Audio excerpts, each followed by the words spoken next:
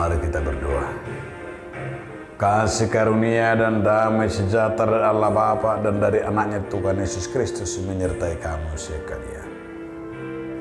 Amin. Salam saudaraku, firman Tuhan bagi kita hari ini tertulis dalam kitab Yohanes 8 ayat 12. Maka Yesus berkata pula kepada orang banyak, katanya, "Akulah terang dunia.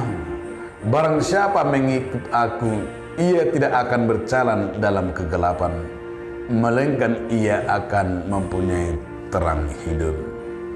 Dungi dilai Yesus museman jamita nasida ninnama aku do panodang ni portivion nasotuba mardalan dina holom nama yuton aku di ibana dotahe panodang hanguluan. Demikianlah firman Tuhan. Saudaraku, di dalam nama Tuhan Yesus Kristus, judul renungan kita hari ini adalah Tuhan adalah terang. Ketika kita sudah hidup di dalam terang, kita harus membawa terang itu kepada setiap orang. Jangan kita biarkan terang itu hanya menyinari satu tempat saja, tetapi biarlah terang itu mampu menyinari semua tempat yang gelap. Artinya kita harus menjadi terang dan berkat bagi semua orang. Sikap terang yang telah kita pahami, yaitu tentang kasih dan sikap kita dan selalu bersyukur. Dari sikap inilah kita akan menghasilkan buah yang luar biasa. Buah itu harus kita bagikan dengan sukacita sehingga setiap orang beroleh hidup dalam terang yang berasal dari cahaya Tuhan Yesus yang membuat kehidupan dengan penuh sukacita di dalam Tuhan.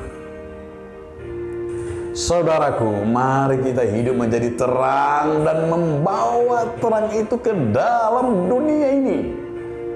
Karena Tuhan ingin anak-anaknya tidak lagi hidup dalam kegelapan, melainkan di dalam terang. Karena hidup dalam terang oleh Yesus Kristus, bahwa kehidupan kita penuh dengan damai dan akan memberikan hasil untuk kemuliaan nama Tuhan.